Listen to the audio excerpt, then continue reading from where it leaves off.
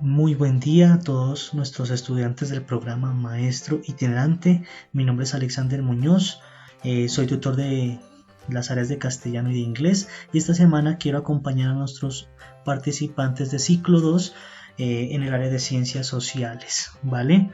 Ya estamos iniciando, o mejor dicho, ya hace algunas semanas venimos trabajando con el librito de fase 3, cosechando soluciones. Para esta oportunidad vamos a estar acompañando esta área ya para estudiantes de ciclo 2. Antes de iniciar, quiero reiterar mi fuerte saludo para todas las personas que les está afectando toda esta situación que estamos viviendo en nuestro país. Mucha paciencia, mucha resiliencia frente a todas estas repercusiones que tal vez son necesarias para que en un futuro tengamos unas mejores oportunidades y tengamos un mejor lugar donde vivir, que eso es lo importante. Mucho cuidado con sus familias, seguirnos cuidando también de toda esta pandemia, que todavía esto sigue. Son muchas cositas que estamos viviendo al mismo tiempo, que tenemos que irlas teniendo en cuenta para conservar lo más importante, que es nuestra vida y la vida de nuestros familiares. Un fuerte abrazo y esperar que todos se encuentren muy bien. Ya sin más preámbulo, vamos a comenzar con nuestra asignatura de sociales, todo lo que tenemos preparado para esta semana. Como siempre, como cada semana lo miramos, primero tenemos que retomar el problema y su problema del área, conocer en qué vamos a ayudar desde las ciencias sociales a solucionar una problemática de la vida real. Vamos a leer este pequeño subproblema donde el personaje principal es Argemiro. El subproblema del área dice lo siguiente: tras conocer los resultados de las investigaciones y escuchar a la población del municipio, Argemiro ha descubierto que el impacto ambiental y económico producido por el desvío del cauce del río ha afectado significativamente los terrenos de los cultivos, dañando cosechas enteras y cambiando la composición del suelo, lo que genera pérdidas económicas para los campesinos de la región, y a su vez los ecosistemas presentes en estos terrenos cambiarán radicalmente. Frente a esta situación, Carlos Biscue, indígena y líder ambiental del departamento del Cauca, se ha trasladado a Isnos para ayudar a Argemiro y a los campesinos del municipio a instalar una iniciativa legislativa popular que logre reformular las condiciones de implementación de los planes de desarrollo en el municipio.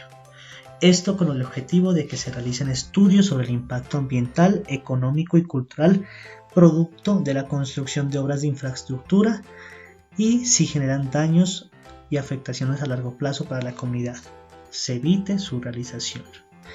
Carlos, Argemiro y los habitantes del municipio deben conocer la estructura y funcionamiento democrático, político y jurídico de nuestro país para iniciar con su iniciativa legislativa. Miren lo importante que es tener ese conocimiento de lo que dice al final, ¿no? Del funcionamiento democrático, político y jurídico de nuestro país.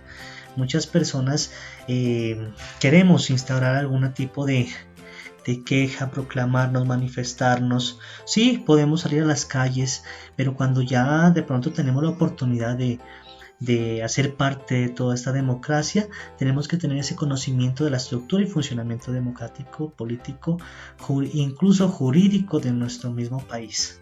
¿Listo? Para tener la mayoría de argumentos posibles a la hora de hacer respetar los derechos de nosotros y de los demás. Miren lo que quiere en este caso Carlos Biscue, indígena y líder de la comunidad indígena, que aquellos proyectos de infraestructura más adelante no tengan de pronto repercusiones en la población, que es lo que propiamente se ve a cada momento en nuestro país, ¿cierto? De pronto infraestructuras de mucha inversión, pero que lastimosamente atentan con la parte ambiental, con la composición del suelo, con los ecosistemas. Entonces precisamente hay que conocer todas estas leyes, todas estas reglas, todo este orden legislativo con el fin de más adelante hacer respetar esto y que prime siempre el pueblo, que prime el medio ambiente, todo esto donde vivimos, ¿vale? Y los derechos humanos, que eso es lo más importante. Eso precisamente es lo que consiste el subproblema del área. Bien, a continuación miramos el título principal que vamos a ver en esta materia de sociales para ciclo 2, que es Colombia y su dimensión política. En cada una de estas imágenes vamos a realizar una lectura, ¿listo? Siempre les colocamos estas explicaciones, no vamos a las actividades directamente, sino que siempre tenemos una infografía donde ustedes pueden darse cuenta del tema, pueden leer detenidamente, volver a leer, revisar nuevamente, con el fin de que cuando lleguen a las actividades las puedan hacer de la mejor manera. Ya en cuanto a este tema, miramos lo que es el Estado. Aquí sí hay una diferencia muy especial y muy notoria, ya que muchas personas confundimos siempre tres conceptos, lo que es el Estado, la nación y el país. A veces pensamos que es lo mismo. Cuando yo digo Estado me refiero a Colombia, cuando digo país y cuando digo nación también, pero no es así, hay unas diferencias muy importantes. Por ejemplo, cuando yo digo Estado me estoy refiriendo a la estructura regida de leyes y gobernada por un poder soberano, listo, que busca siempre un bien común, un bien para todos. Se diferencia de nación porque nación es ese sentido de pertenencia que tenemos muy arraigado siempre, ¿no? Yo digo mi nación, el sentido de que esto es mío, de que este es mi pueblo, esta es mi nación como tal, ¿listo? Eso sería nación. Y país únicamente nos referimos al territorio ocupado por un pueblo con diferentes características culturales, económicas o sociales. Eso es para que lo tengan en cuenta. Seguimos con los elementos del Estado, donde encontraremos una explicación de lo que es el territorio, el pueblo, el orden jurídico y gobierno, ¿vale? Miren, aquí lo podemos mirar detenidamente. Esta imagen que se las enviaremos a sus grupos o a su WhatsApp personal, vamos a realizar una lectura exhaustiva de ella. Tenemos que leer cada uno de estos elementos del Estado y para más adelante resolver la actividad, ¿vale? Mirar lo que es el territorio, mirar lo que es el pueblo, el gobierno, el orden jurídico, que todo hace parte de nuestra vida social como tal, ¿cierto? Entonces lo que es un territorio, de que está compuesto por tierra, con límites, con autoridades de gobierno, lo que es el pueblo, que para mí pensar y para el pensar de todos es lo más importante, ya que a partir de aquí se conforman todos los supuestos históricos, culturales, además de que propiamente el pueblo es el que radica todo tipo de elección, que eso es lo más importante, ¿cierto? También vamos a ver lo que son los fines y obligaciones del Estado. Mirar que el Estado también tiene deberes, ¿cierto? No solamente el Estado tiene derechos y tiene como el mandato de hacer todo el tipo de reglas y orden público del país, sino que también tiene unas obligaciones que tienen que siempre velar por los derechos humanos y sobre todo por la prosperidad y el porvenir de su nación, ¿vale? Vamos a la actividad número 1, donde vamos a precisamente a tomar en cuenta esto. En esta actividad número 1 nos dice lo siguiente: teniendo en cuenta el material de apoyo, o sea la imagen anterior, acerca de los elementos del Estado, realicemos un cuadro de información. Cuando les digan es un cuadro de información, vamos a colocar lo siguiente. Dice que podemos con nuestras propias palabras colocar lo que significa cada supuesto. En este caso ya tenemos una información previa, que es la de aquí, en donde encontramos ya los significados de cada uno de estos elementos del Estado, ¿cierto? ¿Qué tenemos que hacer? No vamos a copiar lo mismo, ni vamos a únicamente a pasar, como dicen por ahí, no, tal cual como aparece en la anterior imagen, sino que aquí vamos a utilizar nuestras propias palabras, lo que pensamos de cada uno de estos elementos del Estado. Por ejemplo, yo del territorio, entonces yo digo el territorio es la parte física donde habitan todas las personas, incluido todas las personas que tienen que ver con el orden legislativo, ejecutivo, judicial, listo, todo el pueblo, toda la parte física, listo. Entonces esa fue mi opinión y la escribí en ese cuadrito. Lo mismo con los demás elementos del Estado, con el orden jurídico, el pueblo y el gobierno. Quiero que ese pueblo esté muy bien explicado, porque como mirábamos anteriormente es uno de los elementos más importantes, si no el más importante de todos, ¿vale? Actividad número 2. En esta actividad vamos a trabajar con lo que tiene que ver con la constitución política. Vamos a mirar qué es esa constitución, de qué se compone, y qué nos dice, ¿vale? Para esto los voy a dejar con un pequeño video donde podrán de pronto tener una idea ya de cimentada de lo que es la constitución política y de cómo ésta interviene en el orden de todo un estado, ¿vale? ¿Para qué existe una constitución? Las personas, por nuestra naturaleza, estamos orientadas a relacionarnos con otras y a vivir en comunidad. Pero esa vida en comunidad requiere una organización especial, en la que exista un grupo que se organice en lo que denominamos gobierno, que ejerza el poder sobre el resto de los ciudadanos. El marco de ejercicio de ese poder se encuentra establecido en la Constitución Política, que es un texto de carácter jurídico y político que define y establece las facultades de cada uno de los poderes del Estado de manera tal que cada uno tenga claras sus atribuciones. Así, el Poder Ejecutivo se encarga de administrar el Estado, el Legislativo de crear las leyes que rigen nuestro actuar y el Judicial de resolver los conflictos que surgen entre las personas. La Constitución, en palabras simples, es aquella ley suprema que contiene las reglas del juego. Esas reglas permiten que nuestra sociedad funcione de manera ordenada y que las instituciones sepan cuáles son sus atribuciones y competencias. Pero, ¿qué más hace una Constitución?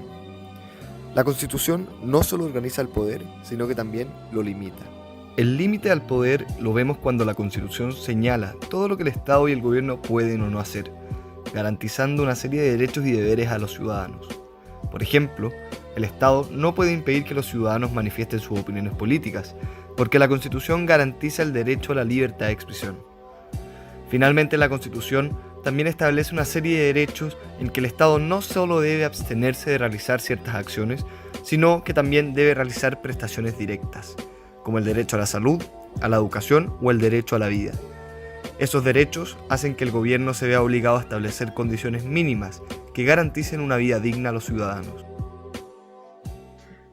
Muy bien, después de haber visto este video y de saber un poquito más ya de lo que es una constitución política y de lo que implica instaurar una constitución política en un país, vamos a responder las siguientes preguntas. ¿Cuál es la importancia de la constitución política? ¿Cuál es la relación entre el Estado y la constitución política? ¿Y cuál es la relación entre el gobierno y la constitución política? Para ello, también vamos a apoyarnos en el siguiente texto que lo vamos a encontrar en la actividad número 3, que es el siguiente. En este texto vamos a encontrar resumidamente también lo que es una constitución política, qué interviene en ella, qué componentes tiene, para qué nos sirve. Listo, vamos a hacer una lectura muy exhaustiva, vamos a apoyarnos en este texto y en el video que acabamos de ver hace un momento. Bueno, cuando ya también hayamos visto y revisado el documento, vamos a responder las preguntas que a continuación vamos a citar. Nuevamente nos pide que con nuestras propias palabras definamos qué es una constitución política, ¿vale? Según lo que hayamos visto, lo que miramos hace poquito, todo lo que nos hablaba el video y también ese texto que está al comienzo de esta actividad número 3. ¿Para qué se establecen las normas de la constitución política? Según su pensamiento, según su opinión, ¿para qué sirven estas normas? ¿Para qué sirve este orden? ¿Listo? ¿Cómo creo que está dividida la constitución política de Colombia? ¿Vale? Estas últimas dos preguntas las hemos colocado para que al final, cuando ya hayamos realizado nuestra actividad y el tutor se disponga a revisarlas, pueda debatir con usted y pueda ya indicarle el dato ya como tal y la respuesta correcta pues de este cuestionamiento, ¿vale? Por ejemplo, ¿cómo creo que está dividida? Aquí va a colocar usted cómo cree que está dividida esa constitución política y al final en cuántos artículos cree que se basa esa constitución, cuántos artículos posee la constitución política de Colombia. Al final no importa que aquí se equivoque, usted es libre de colocar su respuesta, pero sí al momento de la revisión, como les acabé de decir, el docente le impartirá el dato correcto de esas dos preguntas. La siguiente actividad, aquí aparece actividad número 7, pero en realidad es la actividad número 4 para que no se confundan. Vamos a responder también dos preguntitas nada más, súper sencillas, que tienen que ver con los métodos para manifestarnos como tal. ¿Listo? Que son los siguientes. Dice esa preguntita, dice, ¿qué valores creo que debe tener una persona que va a ejercer una función pública? Listo, eso tiene que ver ya con la con los valores de cada persona, ¿cierto? ¿Qué valores usted cree que un gobernante tiene que tener independientemente de su cargo? Puede ser un alcalde, un gobernador o incluso un presidente. ¿Cuáles serían esos valores? El respeto, tolerancia, sobre todo cuál uno de ellos que a muchos les faltan, honradez, ¿cierto? Entonces ahí vamos a colocar qué valores tiene que tener esa persona que va a ejercer una función pública, ¿vale? El siguiente puntico nos dice, ¿por qué cree que los infantes no pueden votar para la elección de las autoridades de nuestro país? También es un punto de opinión. ¿Por qué cree usted que los infantes se refiere a los niños, ¿no? A los menores de edad, adolescentes también, ¿cierto? Que no pueden votar para la elección. ¿Por qué cree que se da ese caso? ¿Por qué cree que ellos no tienen esa oportunidad de manifestarse con el voto? Para poder colaborarles en esta pregunta, y si el cuestionamiento fuera para mí, yo diría que tal vez los infantes o los niños todavía no pueden ejercer su derecho al voto, ya que primero que todo no tienen no se han desarrollado muy bien cognitivamente hasta los 12 o 13 años, y tal vez ya los niños más grandes, hasta 17 y hasta la edad permitida que son los 18, aún todavía no tienen esa capacidad crítica que se necesita para elegir a un gobernante, ¿cierto? Es más, se deben ir preparándolos desde muy pequeños en escuelas y demás para que desde niños vayan eligiendo a sus representantes o líderes, cosa que sucede en las instituciones, ¿cierto? Donde los niños escogen a su personero, escogen a su líder, a la persona que va a estar al frente de algún cargo. ¿Listo? Entonces debe haber una preparación para ello. Tal vez todavía no tienen esa capacidad crítica, como les acabé de decir, que puedan decidir por un futuro, porque estamos hablando del futuro de todo un país, ¿vale? Entonces esas serían más las razones. Si usted tiene otra razón o piensa algo diferente, colocamos la respuesta en esta parte. Esto sería todo. Espero que les vaya muy bien con esta actividad, que tengan una feliz semana. Cualquier duda o cualquier pregunta que tengan, no duden en dirigirse a sus tutores, a las personas que están al frente de su proceso académico. Que estén muy bien, un fuerte abrazo. Hasta una próxima oportunidad.